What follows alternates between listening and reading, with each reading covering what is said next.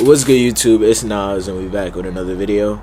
Road to 300 subscribers, of course, and I'm gonna be talking about Darius Garland in this video. Yes, the usual story is that Darius Garland went from the worst player in basketball in his rookie season to stardom. Obviously, we saw he was a rookie a few years, not a rookie, he was an all-star a few years ago, and Darius is one of the best players in the league right now, and he was a top 10 pick for a reason, and we are all seeing that now we all seen that a few years ago, but now it's even cementing it, him leading the Cleveland Cavaliers along with Donovan Mitchell and Evan Mobley to a #1 seed, and Darius is essential to this team, and I'm pretty sure that we all know that, but to say what Darius does is just an understatement, because he can get by you easily, shifty, he got that floater which is unstoppable. He has one of the best floaters in the league.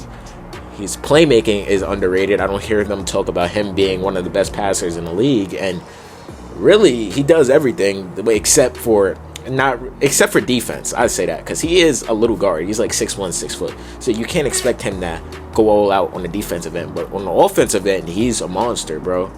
But let's just get into it, I guess. But in his rookie season, Darius Garland averaged 12 points, 2 rebounds, and 4 assists. He looked bad, and I'm pretty sure the Cavs fans was concerned about how bad he was, but he he did have to develop, because remember, in college he did get injured 6 games in, so he had to get used to playing basketball again. And the duo of him and Colin Sexton, they were good.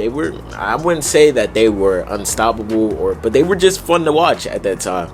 And his next season, he improved tremendously in the 2020-2021 season, where he averaged 17.5 points per game, 2.5 rebounds, and 6 assists. This is when the Cavs were still bad, and they weren't really going anywhere at this moment.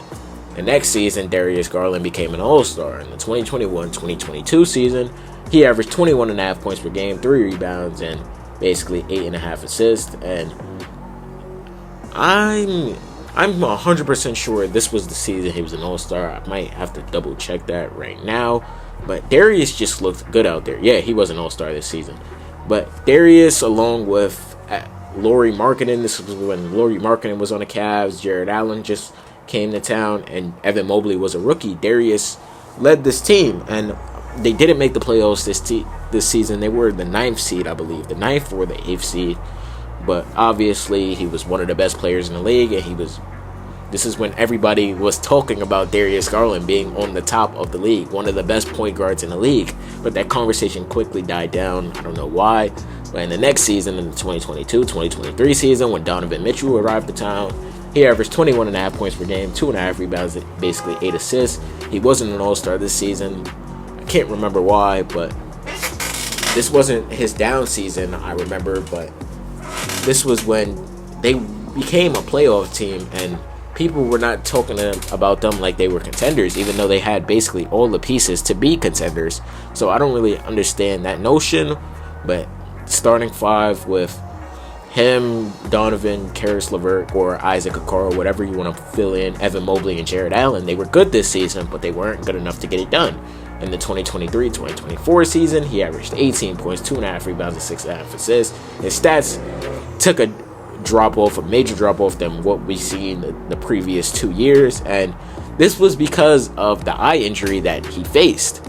And then when he returned back to basketball, he returned back earlier than what he was expected to return. He returned, and he didn't look like the same Darius Garland. He was slow, he was not making his shots, he was inefficient, and he just looked bad. And I'm pretty sure in the offseason, I saw people were contemplating trading Darius Garland this offseason, but the Cavs obviously stuck it through with the player that has been there since 2019, the longest tenured player besides Dean Wade.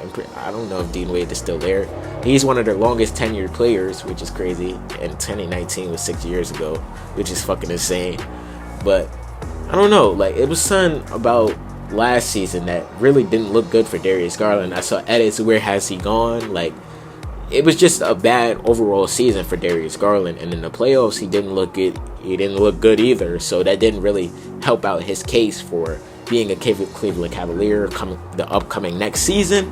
But obviously, Darius Garland has turned it around in the 2024-2025 season.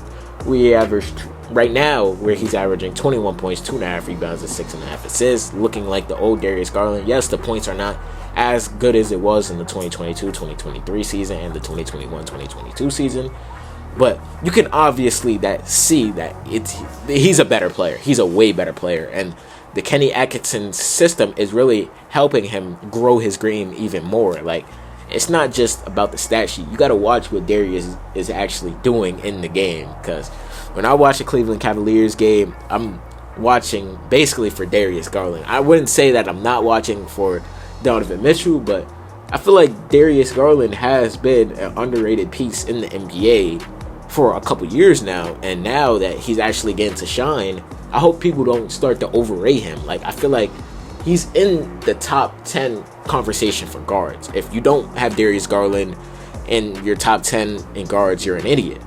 But you can obviously say that he has gotten better season by season, except for last season, because obviously the eye injury and he couldn't really do anything. He was talking about he couldn't see. Like, I saw an interview where he was talking about how he couldn't play like he wanted to play because he was limited in such sorts. And now we're seeing how good he is when he is fully healthy and he's fully contending for a playoff team. Like, right now, he's going off right now against the Orlando Magic. I didn't even know they had a game this season, but he has the highest field goal percentage in the clutch time. So that just shows how good he really is, and he has one of the best handles in the league.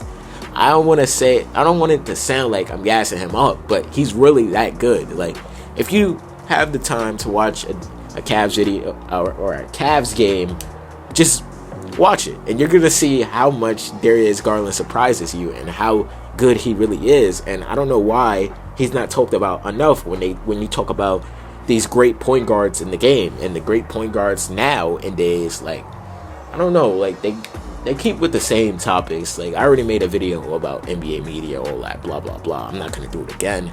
This is to just highlight how good Darius Garland is, and he is the two-time All-Star. He was an All-Star in 2022 and 2025, and that's really it for right now. Like, he got 3-time Player of the Week, and the Cavs, I'm excited to see if they could actually take this phenomenal regular season, and make a deep playoff run, so the city of Cleveland could have something besides LeBron James. But let me know how y'all feel about Darius Garland down below. Subscribe. I got some videos right here. If you enjoyed this video you just watched, video on the right and video on the left, and click on it.